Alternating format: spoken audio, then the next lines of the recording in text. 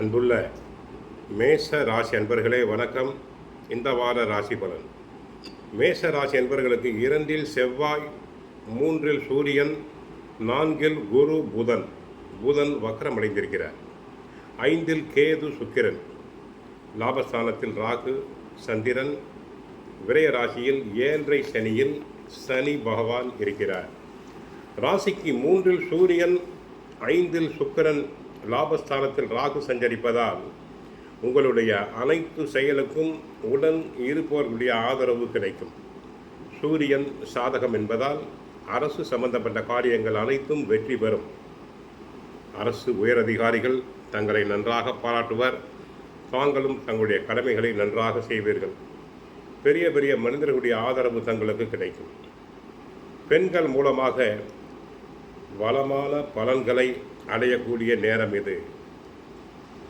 தொழிலில் போட்ட முதலை எளிதில் எடுக்கக்கூடிய அதிர்ஷ்டம் தங்களுக்கு உண்டு.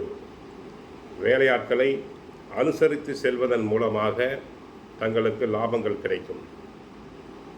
அதிக முதலீடுகள் கொண்ட செயல்களில் சற்று நிதானமாக செயல்படுங்கள். இன்னும் சற்று நாட்கள் செல்லட்டும். அதன் பிறகு அதிக முதலீடுகள் செய்து கொள்ளலாம். மாணவியர்கள் நன்றாக படிப்பர், நல்ல மதிப்பெண்களை பெறுவர். போட்டி தேர்வுகளில் கலந்து கொண்டு வெற்றி பெறுவர். அரசு உத்தியோகத்துக்கு முயற்சி செய்யலாம். அரசு உத்தியோகத்துக்கு முயற்சி செய்தால் தாராளமாக அரசு உத்தியோகம் கிடைக்கும்.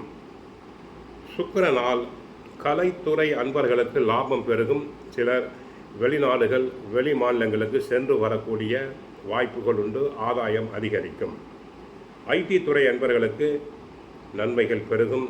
வெளிநாட்டு கம்பெனிகளிலிருந்து அழைப்புகள் வரலாம். வந்தால் மறுக்காமல் தாங்கள் ஏற்றுக்கொள்ள வேண்டும்.